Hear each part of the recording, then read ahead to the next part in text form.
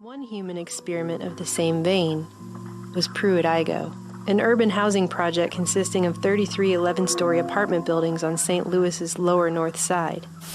These developments are run by the St. Louis Housing Authority. This is a far cry from the crowded, collapsing tenements that many of these people have known. Here in bright new buildings with spacious grounds, they can live with indoor plumbing, electric lights, fresh plastered walls, and the rest of the conveniences that are expected in the 20th century.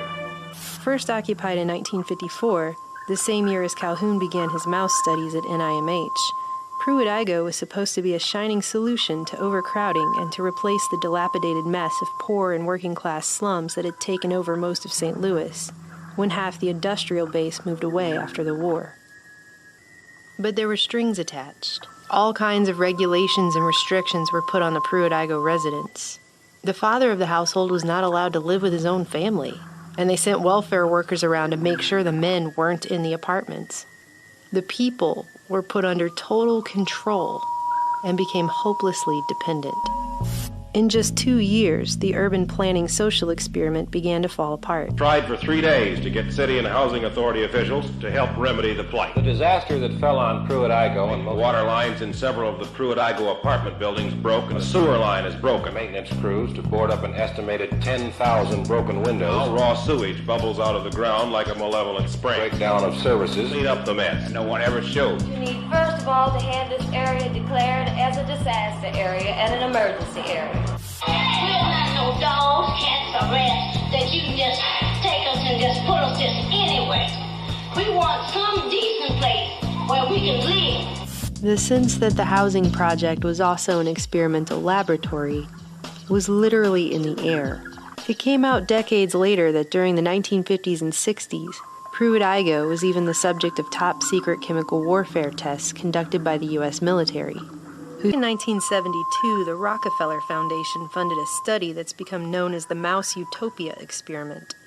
Something like it was discussed in the film The Matrix when Agent Smith is interrogating Morpheus.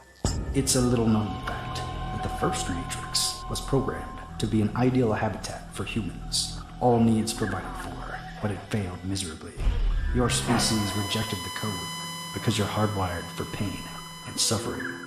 Entire crops of humans died, and we were forced to reconfigure the system. Behaviorist John B. Calhoun built a mouse paradise with limitless food, where the mice would have everything that they would need. Utopian conditions of nutrition, comfort, and housing were provided for a potential population of over 3,000 mice. In just 2 years, 8 mice turned into 2,200 before they succumbed to a mouse apocalypse.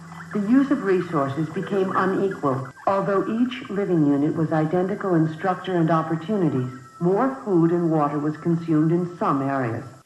What Calhoun found was, once the population increased to a certain threshold, even though they technically had everything they needed, those who lived in the highly populated areas would become randomly aggressive, violent, and withdrawn. Violence became prevalent. Females rarely carried babies to term, and when they did, they hardly cared for them. The larger the population, the less care a mother gives to her nest and young. The younger generations would not even attempt to reproduce, but spent all of their time eating and grooming themselves, and ultimately they grew quite dumb. Other young mice growing into adulthood exhibited an even different type of behavior. Dr. Calhoun called these individuals the beautiful ones. Their time was devoted solely to grooming, eating, and sleeping. They never involved themselves with others, engaged in sex, nor would they fight. All appeared as a beautiful exhibit of the species, with keen, alert eyes and a healthy, well-kept body. These mice, however, could not cope with unusual stimuli. Though they looked inquisitive, they were, in fact, very stupid.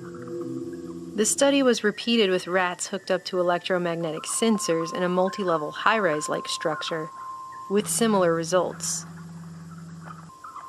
Though they technically had everything they needed, they lacked purpose.